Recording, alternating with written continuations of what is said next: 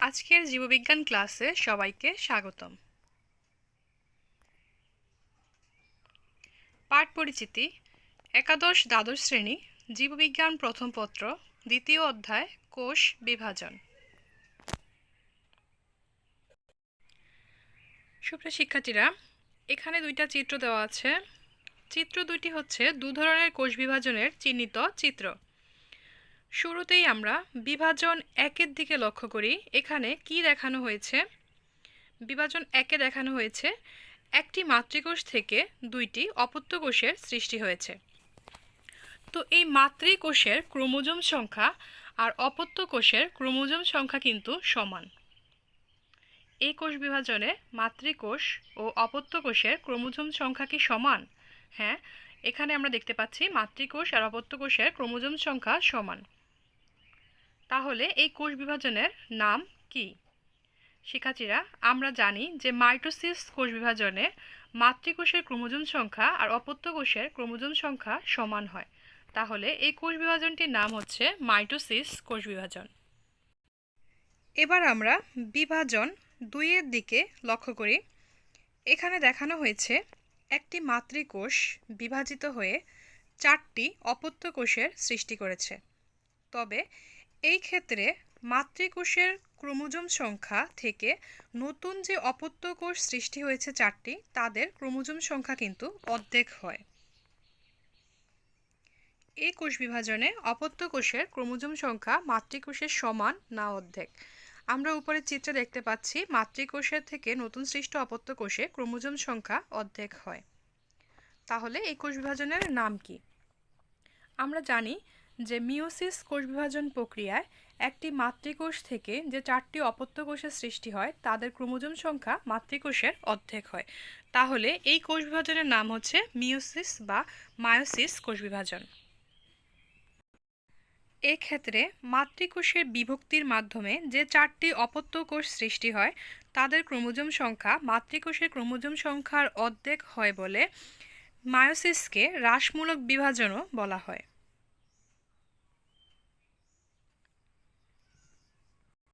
শিক্ষার্থীরা, আগের ক্লাসে আমরা মাইটোসিস কোষ বিভাজন নিয়ে আলোচনা করেছিলাম।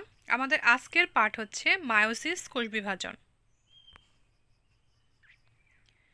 এই পাঠ শেষে তোমরা যা যা জানতে পারবে: মায়োসিস কোষ বিভাজন কি তা বলতে পারবে, মায়োসিস কোষ বিভাজনের ধাপসমূহের বৈশিষ্ট্য বর্ণনা করতে পারবে, মায়োসিসের ধাপসমূহের চিহ্নিত চিত্র অঙ্কন করতে পারবে।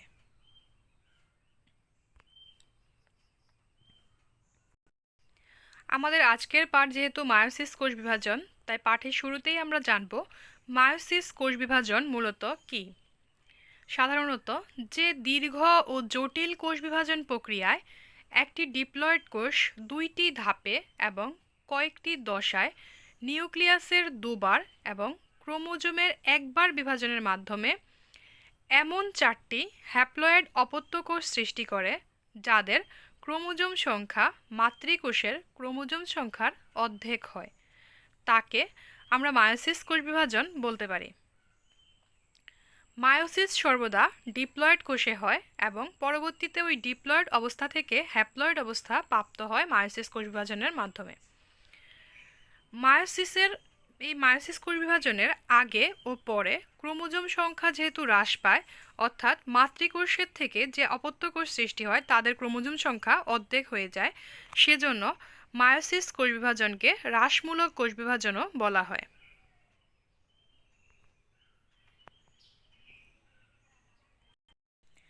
এই মায়োসিস কোষ বিভাজন একটি অবিচ্ছিন্ন ধারাবাহিক প্রক্রিয়া। মায়োসিস প্রক্রিয়ায় একটি কোষ পরপর দুবার বিভক্ত হয়। কোষ, নিউক্লিয়াস ও ক্রোমোজোমের বিভক্তির উপর ভিত্তি করে মায়োসিস প্রক্রিয়াকে দুইটি প্রধান পর্যায়ে ভাগ করা হয়। এর মধ্যে একটি হচ্ছে মায়োসিস 1, অপরটি হচ্ছে মায়োসিস 2। শুরুতেই আমরা জানব মায়োসিস 1 সম্পর্কে। মায়োসিস 1 ধাপটি অত্যন্ত গুরুত্বপূর্ণ একটি ধাপ, কারণ এই ধাপেই ক্রোমোজোম সংখ্যা অর্ধেক হয়ে যায়। এজন্য এই ধাপকে রিডাকশনাল বা হ্রাসমূলক বিভাজনও বলা হয় এবং এই ধাপেই সমসংস্থ ক্রোমোজোমে ক্রসিং ওভার ঘটতে দেখা যায়। মায়োসিস এককে আবার 4টি উপপর্যায়ে ভাগ করা হয়। এগুলো হলো প্রোফেজ 1, মেটাফেজ 1, অ্যানাফেজ 1 ও টেলোফেজ 1। শুরুতেই আমরা মায়োসিস 1 উপপর্যায়ের 5টি উপপর্যায়ের মধ্যে প্রোফেজ 1 উপপর্যায় নিয়ে আলোচনা করব। প্রোফেজ 1 এটি সবচেয়ে দীর্ঘস্থায়ী ও সবচেয়ে গুরুত্বপূর্ণ একটি পর্যায়। এর আবার 5টি উপদশা রয়েছে। এগুলো হলো ল্যাপ্টোটিন, জাইগোটিন, প্যাকাইটিন, ডিপ্লোটিন ও ডায়াকাইনেসিস।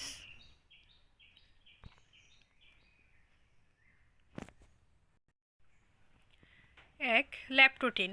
গ্রিক ল্যাপ্টোস অর্থ হচ্ছে সরু আর টিন হচ্ছে সুতা। ল্যাপ্টোটিন শব্দের অর্থ হচ্ছে সরু সুতা।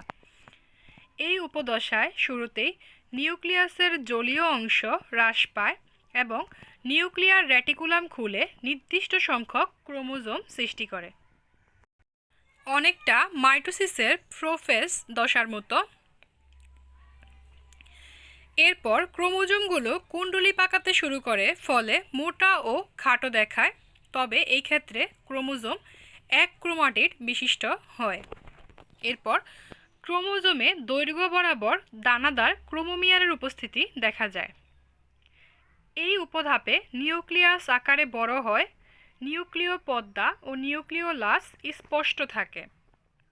আমরা পাশের চিত্রে লক্ষ্য করি, এটি হচ্ছে ল্যাপ্টোটিন উপপর্যায়ের চিহ্নিত চিত্র।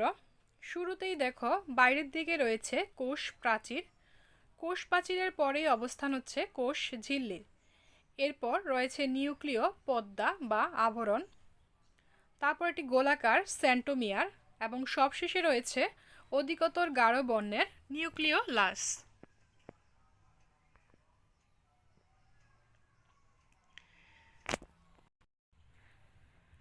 প্রোফেজ 1-এর দ্বিতীয় উপধাপ হচ্ছে জাইগোটিন। গ্রিক জাইগোস শব্দের অর্থ হচ্ছে জোয়াল বা জোড়া, টিন শব্দের অর্থ হচ্ছে সুতা অর্থাৎ জোড়া সুতা।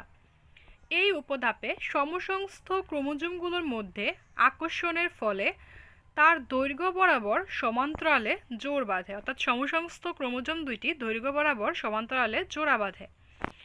জোড়া বাঁধার এই পদ্ধতিকে বলা হয় সিনাপসিস।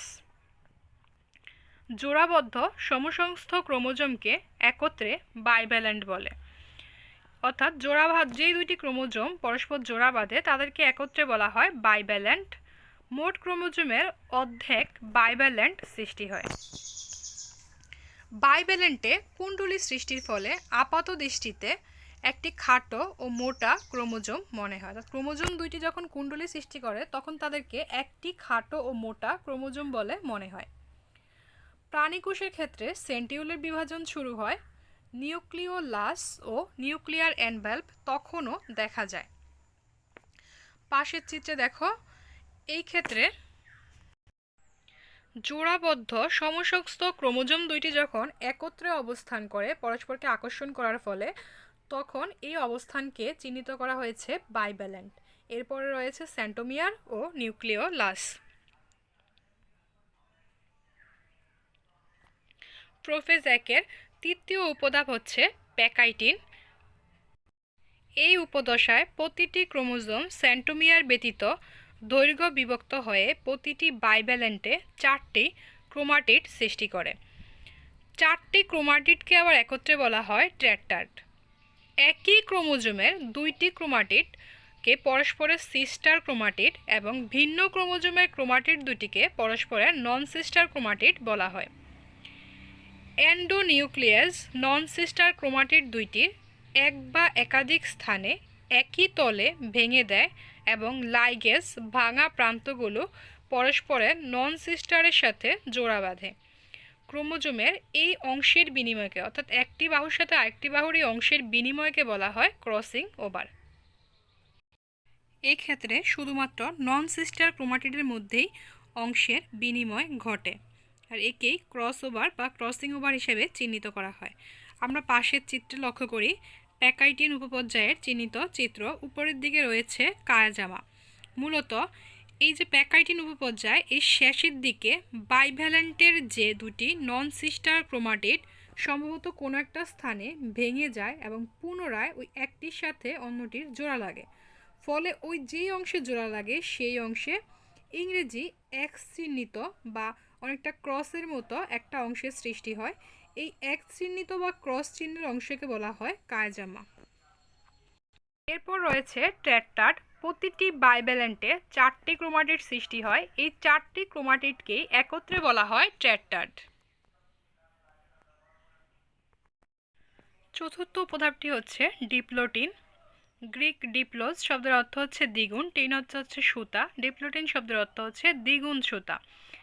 এই উপধাপে সমসংস্থ ক্রোমোজোমগুলোর সেন্ট্রোমিয়ার দুটিতে পরস্পর বিকর্ষণ শুরু হয়, ফলে এক বা একাধিক ফাঁসের সৃষ্টি ঘটে। অর্থাৎ আমরা জাইগোটনের ক্ষেত্রে দেখেছিলাম সমসংস্থ ক্রোমোজোমদ্বয় পরস্পরকে আকর্ষণ করে, আর ডিপ্লোটিনে এসে এই ক্রোমোজোমদ্বয় পরস্পরকে বিকর্ষণ করে, ফলে এদের মাঝখানে অংশে একটা ফাঁস বা লুপের মতো ফাঁকা স্থানের সৃষ্টি হয়। এই বিকর্ষণে কায়াজামাটা স্পষ্ট হয়, তবে ক্রোমোজোমের দৈর্ঘ্য অনুযায়ী এই সংখ্যা কম বা বেশি হতে পারে, আবার কখনো কখনো নাও থাকতে পারে। ক্রমবর্ধমান এই বিকর্ষণের ফলে কায়াজামা ক্রমশ প্রান্তের দিকে সরে যায়, আর এই সরে যাওয়াকে বলা হয় প্রান্তীয় গমন। শেষ উপপর্যায়ে একদম অর্থাৎ শেষ ধাপে কায়াজামাটার সংখ্যা হ্রাস পায় এবং বিকর্ষণজনিত প্রান্তীয় গমনের ফলে ক্রোমোজোমের বাহুতে ঘূর্ণন ঘটে। চিত্রে দেখো ক্রোমোজোমগুলো সেন্ট্রোমিয়ার দুটিতে পরস্পর বিকর্ষণ শুরু হয়, ফলে মধ্যবর্তী স্থানে একটা ফাঁস বা লুপ সৃষ্টি হয়েছে। আর এই ক্ষেত্রে লুপ্তপ্রায় নিউক্লিওলাস অর্থাৎ নিউক্লিওলাসটা বিলুপ্তির দিকে চলে যায়।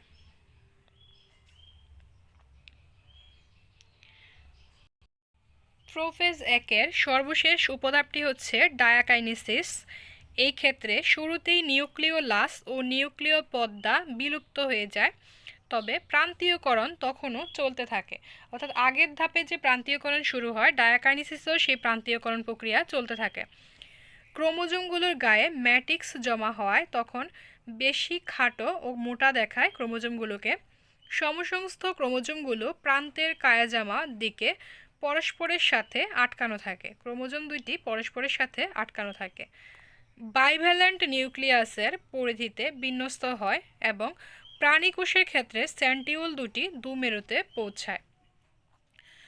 উপরের চিত্রে দেখো এখানে ক্রোমাটিনের মধ্যে অংশের বিনিময় ঘটছে, আর লুপ্তপ্রায় নিউক্লিয় পর্দা অর্থাৎ নিউক্লিওলাসের সাথে সাথে নিউক্লিয় পর্দাটাও বিলুপ্ত হয়ে যায়।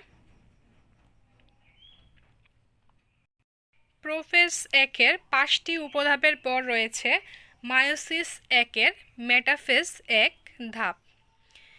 এই ধাপে কি হয়, ক্রোমোজোমগুলো স্পিন্ডল যন্ত্রের মধ্যবর্তী অঞ্চল তথা নিরক্ষীয় অঞ্চলে অবস্থান করে। স্পিন্ডল যন্ত্রের 2 মেরুর ঠিক মধ্যবর্তী অঞ্চলকে বলা হয় নিরক্ষীয় অঞ্চল।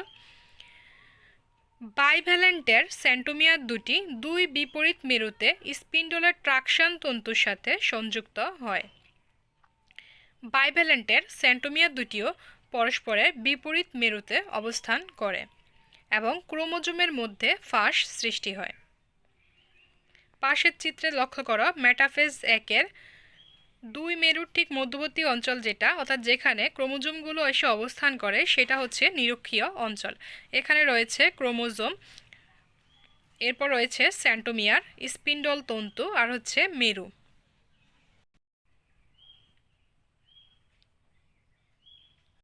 এরপর রয়েছে মায়োসিস 1-এর 3য় ধাপ অ্যানাফেজ 1। এই ধাপে সমসংস্থ ক্রোমোজোম দুটি আলাদা হয়ে পরস্পরের বিপরীত মেরুর দিকে চালিত হয়। এর ফলে দুদিকে সমসংখ্যক 2 সেট ক্রোমোজোম যেতে থাকে।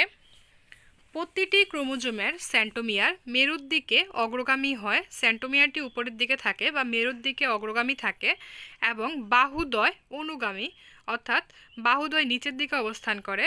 সূত্রের সংকোচন ও দেহকাণ্ডের প্রসারণের কারণে মেরুমুখী চলনে ক্রোমোজোমগুলোকে অনেকটা ভি, এল, জে ও আই আকৃতির মতো দেখায়, যাকে বলা হয় মেটাসেন্ট্রিক, সাবমেটাসেন্ট্রিক, অক্রোসেন্ট্রিক ও টেলোসেন্ট্রিক। প্রতিটি ক্রোমোজোমে 2টি করে ক্রোমাটিড থাকে, আর প্রতি মেরুমুখী ক্রোমোজোমের সংখ্যা মাতৃকোষের অর্ধেক হয়। এই ধাপটি অনেকটা মাইটোসিসের অ্যানাফেজ ধাপের মতো, কারণ সেক্ষেত্রে আমরা দেখেছিলাম যে সেন্টোমিয়ার মেরুর দিকে অগ্রগামী হয় আর বাহুদ্বয় অনুগামী হয়, ফলে অনেকটা ইংরেজি VLJ ও আই আকৃতির মতো দেখায় ক্রোমোজোমগুলোকে।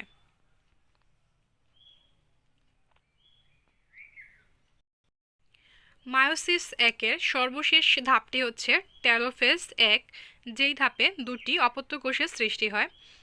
এক্ষেত্রে দু সেট ক্রোমোজোম দুই মেরুতে পৌঁছায়, যেটা আগের ধাপে শুরু হয়। এক্ষেত্রে সম্পূর্ণভাবে দুই সেট ক্রোমোজোম দুই মেরুতে পৌঁছে যায়। প্রতি সেট ক্রোমোজোমকে ঘিরে নিউক্লিয় পর্দা ও নিউক্লিওলাসের আবির্ভাব ঘটে, তবে ব্যতিক্রমও হতে পারে। আমরা এর আগের ধাপসমূহে দেখেছিলাম যে নিউক্লিয় পর্দা ও নিউক্লিওলাস বিলুপ্ত হয়ে যায়, তবে টেলোফেজে এসে নিউক্লিয় পর্দা ও নিউক্লিয়াসলাসের পুনঃ আবির্ভাব ঘটে। স্পিন্ডল যন্ত্রটা ধীরে ধীরে বিলুপ্ত হতে থাকে এবং ক্রোমোজোমগুলো পুনরায় সরু ও লম্বা হয়ে রঞ্জন ধারণ ক্ষমতা হ্রাস পেয়ে দৃষ্টির আড়ালে চলে আসে। ইন্টারকাইনেসিস বা সাইটোকাইনেসিস এক, আমরা জানি যে নিউক্লিয়াসের বিভাজনকে বলা হয় ক্যারিওকাইনেসিস আর সাইটোপ্লাজমের বিভাজনকে বলা হয় সাইটোকাইনেসিস, বা এখানে হচ্ছে ইন্টারকাইনেসিস। এতক্ষণ আমরা যেই ধাপসমূহ সম্পর্কে জানলাম সবগুলোই হচ্ছে ক্যারিওকাইনেসিসের ধাপ। এই পর্যায়ে আমরা জানব সাইটোকাইনেসিস বা সাইটোপ্লাজমের বিভাজন সম্পর্কে। ব্যতিক্রম ছাড়া কোষপাত সৃষ্টির মাধ্যমেই সাইটোকাইনেসিস ঘটে। মায়োসিস এক শেষে মায়োসিস দুই শুরুর মধ্যবর্তী সময়কে বলা হয় ইন্টারকাইনেসিস, অর্থাৎ মায়োসিস এক শেষ হওয়ার পর যখন মায়োসিস দুই শুরু হবে তার মধ্যবর্তী যে সময় সেটাকে বলা হয় ইন্টারকাইনেসিস বা সাইটোকাইনেসিস, অর্থাৎ সেই সময়টাতে সাইটোপ্লাজমের বিভাজন ঘটে।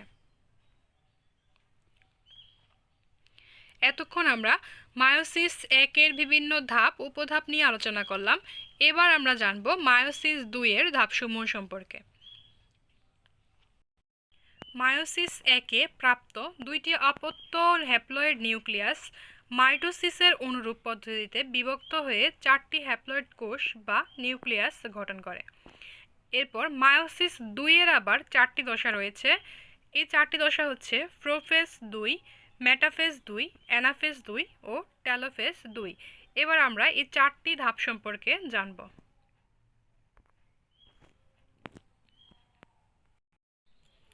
প্রোফেজ দুই, এই ধাপে নিউক্লিয়াস আয়তনে বড় হয়, নিউক্লিওলাস ও নিউক্লিয় পর্দার বিলুপ্ত ঘটে। ক্রোমোজোমগুলো কুণ্ডলিত হওয়ার ফলে খাটো ও মোটা দেখায়।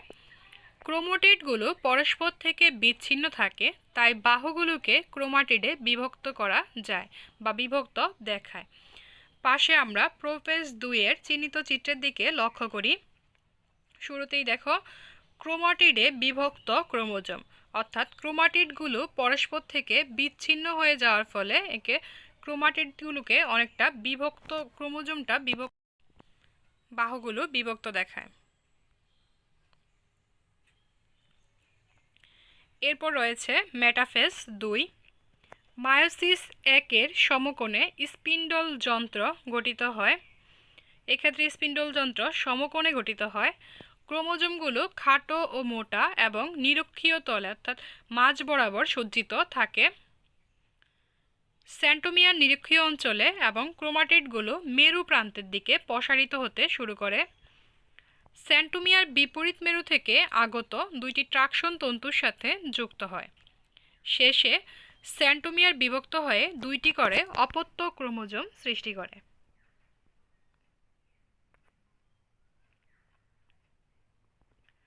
মায়োসিস দুইয়ের তৃতীয় ধাপটি হচ্ছে অ্যানাফেজ দুই। এই ধাপে প্রতিটি ক্রোমোজোমের ক্রোমাটিড দুইটি পরস্পর থেকে পৃথক হয়ে বিপরীত মেরুর দিকে চলতে থাকে। পাশের চিত্রে আমরা লক্ষ্য করি যে ক্রোমাটিড দুইটি পরস্পর থেকে পৃথক হয়ে যায় সম্পূর্ণরূপে এবং দুইটি দুই দিকে বিপরীত মেরুর দিকে চলতে থাকে, পরস্পরের বিপরীত দিকে। ট্রাকশন তন্তুর সংকোচনের ফলে দু সেট অপত্য ক্রোমোজোম দু মেরুর দিকে অগ্রসর হয়। প্রতিটি ক্রোমোজোমের সেন্টোমিয়ার এক্ষেত্রে অগ্রগামী হয়, উপরের দিকে থাকে মেরুর দিকে, আর বাহুদ্বয় অনুগামী অর্থাৎ মেরুর বিপরীত দিকে বা নিচের দিকে অবস্থান করে। গঠনগত কারণে এই ক্ষেত্র ক্রোমোজোমগুলোকে ইংরেজি VLJ ও আই অক্ষরের মতো দেখায়। সবশেষ ধাপ অর্থাৎ মায়োসিস 2 এর সবশেষ ধাপটি হচ্ছে টেলোফেজ 2। এই ধাপে 2 সেট ক্রোমোজোম 2 মেরু প্রান্তে পৌঁছায়। প্রতি সেট ক্রোমোজোমকে ঘিরে নিউক্লিওলাস ও নিউক্লিয় পর্দার আবির্ভাব ঘটে, অর্থাৎ যেটা বিলুপ্ত হয়ে গেছিল এই ক্ষেত্রে আবার সেই নিউক্লিওলাস ও নিউক্লিয় পর্দার পুনঃ আবির্ভাব দেখা যায়। ক্রোমোজোমগুলোর কুণ্ডলী খুলতে থাকে এবং ক্রমশ সুতার মতো দেখায়। নিউক্লিয়াসে যোজন ঘটে এবং রঞ্জক ধারণ ক্ষমতা হ্রাস পায়। এরপরেই সাইটোকাইনেসিস শুরু হয়। এভাবেই মায়োসিস প্রক্রিয়া একটি ডিপ্লয়েড কোষ থেকে 4টি হ্যাপ্লয়েড কোষের সৃষ্টি হয়। এক্ষেত্রে মাতৃকোষ থেকে নতুন সৃষ্ট 4টি হ্যাপ্লয়েড কোষে ক্রোমোজোম সংখ্যা অর্ধেক হয়ে যায়। সাইটোকাইনেসিস 2। মায়োসিস 1 এর সাইটোপ্লাজমের বিভাজনকে বলা হয় সাইটোকাইনেসিস 1 আর মায়োসিস 2 এর সাইটোপ্লাজমের বিভাজনকে বলা হয় সাইটোকাইনেসিস 2। কোষ ঝিল্লি ও কোষ প্রাচীর গঠিত হয়ে সাইটোপ্লাজম বিভাজিত হয়। পরিশেষে সবাইকে ধন্যবাদ।